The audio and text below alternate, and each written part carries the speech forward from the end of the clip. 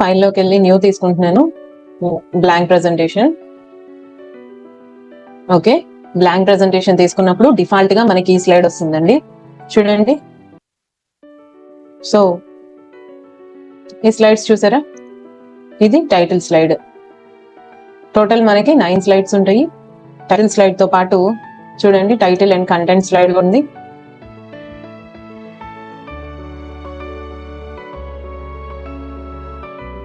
Hello everyone, welcome to cornerstone computer institute.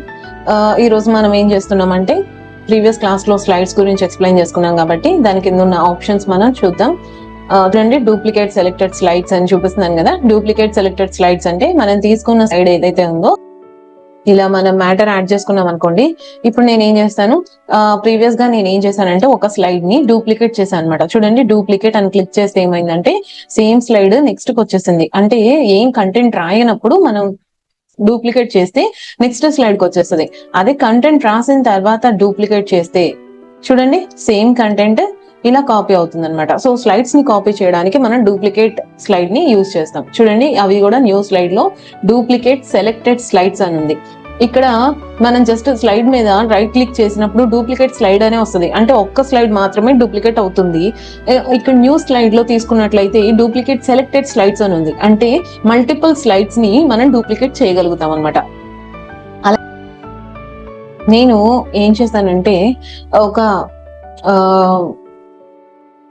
చూడండి, slides from outline అంటే ఏంటంటే మనం ఏదన్నా ఒక డాక్యుమెంట్ ని తీసుకున్నాం అనుకోండి, ఆ డాక్యుమెంట్ లో ఉన్న ఇన్ఫర్మేషన్ అంతా స్లైడ్స్ రూపంలో వచ్చేస్తుంది అనమాట. సో అట్లా మనం ఒక డాక్యుమెంట్ ని స్లైడ్స్ రూపాన తీసుకోవచ్చు. చూడండి, నేను ఆల్రెడీ ఒకటి సెలెక్ట్ చేశాను. ఒక స్లైడ్ అంటే ఒక మ్యాటర్ ని నేను తీసుకున్నప్పుడు చూడండి ఎలా వచ్చిందో ఇదంతా. సో స్లైడ్స్ రూపంలో కొంచెం కొంచెం మ్యాటర్ అంతా స్లైడ్స్ రూపంలో వచ్చేసింది.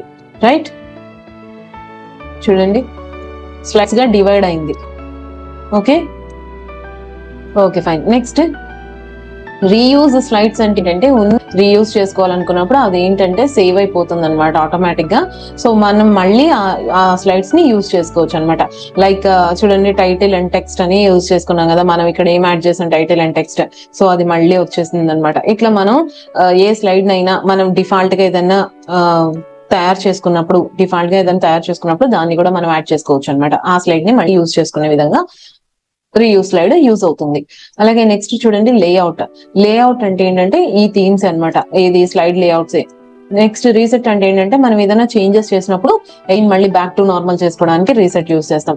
అలాగే సెక్షన్ అంటే ఏంటంటే టెక్స్ట్ సెక్షన్ తో పాటు మనం ఇంకా ఏదైనా సెక్షన్ యాడ్ చేయాలన్నప్పుడు మనం చూడండి డిఫాల్ట్ సెక్షన్ కాకుండా ఇదిగో అన్టైటిల్ సెక్షన్ అని ఉంది. సో అన్టైటిల్ సెక్షన్ 21, ఇది సెక్షన్ 1, ఇది సెక్షన్ 2. అంటే 2 slides, I mean 2 per points ఒకే దాంట్లో ఇన్సర్ట్ చేసుకోవడానికి సెక్షన్స్ యూజ్ చేస్తాం. ఓకే, రిమూవ్ సెక్షన్ అంటేనేమో రిమూవ్ అయిపోయింది. చూడండి, డిఫాల్ట్ సెక్షన్ వచ్చి 22, ఇందులో ఉన్న సెక్షన్ అంటే ఇందులో ఉన్నది వచ్చేసి 22. అంటే ఒక సెక్షన్ లో 22 స్లైడ్స్ ఉంటాయి.